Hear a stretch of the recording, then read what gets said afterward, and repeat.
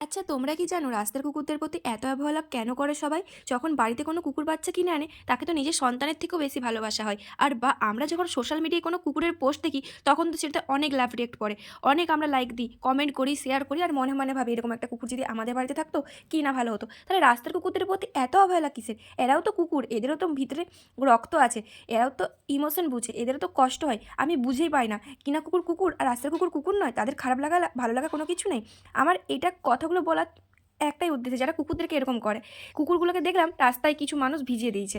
রাত্রিবেলা 10:30টার সময় কিছু কুকুর বাচ্চার উপর জল ফিকে দিয়েছে। একটাই কারণ ছিল, এদের প্রচুর ঠান্ডা লাগছিল। আর এর মা প্রায় আমাদের বাড়িতে আসে। এর মাকে আমরা খেতে দিই। হঠাৎ করে দেখলাম বাচ্চাগুলোকে কোথা থেকে নিয়ে আসছে। আর নিয়ে আসার পর এদের প্রচুর ঠান্ডা লাগছে। ঠান্ডা লাগার কারণে এত চেঁচামেচি করছে। তাই ভাবলাম যখন আমি লেপের ভিতরে ঘুমাবো, এরা কেন ঠান্ডায় এরকমভাবে রাস্তার মধ্যে ঘুমাবে। তাই কয়েকটা চট বিছিয়ে দিলাম। আর তারপরে কুকুরের মাকে একটা ঢাকা দিয়ে দিলাম। কারণ ওর বাচ্চাগুলোকে ঢাকা দিলে কখন কীভাবে ঢাকার ভিতরে মুখ গুজে কিছু যদি হয়ে যায়, তাই মাকে ঢাকা দিয়ে দিলাম। বাচ্চাগুলো সে মায়ের কাছেই থাকে। তারপরে এরকম একটা ছোট ঘরের মতো বানিয়ে দিলাম।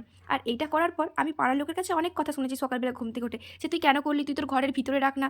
যদি এত কুকুরকে কি ঘরের ভিতরে রাখা যায়? আমার মা, হ্যাঁ আমার মা একটাকে রাখলে তাও যদি মেনে নেয়, মা বলবে তুই একটাকে রাখ, কিন্তু 5টা কুকুরকে কি রাখা যায়? তোমরাই বলো। আমি তো এই কুকুরগুলোকে একটা স্থান দিয়ে পাড়ার লোকের কাছে খারাপ হয়েছি। তোমরা বলো আমি ঠিক করেছি না ভালো কাজ করেছি?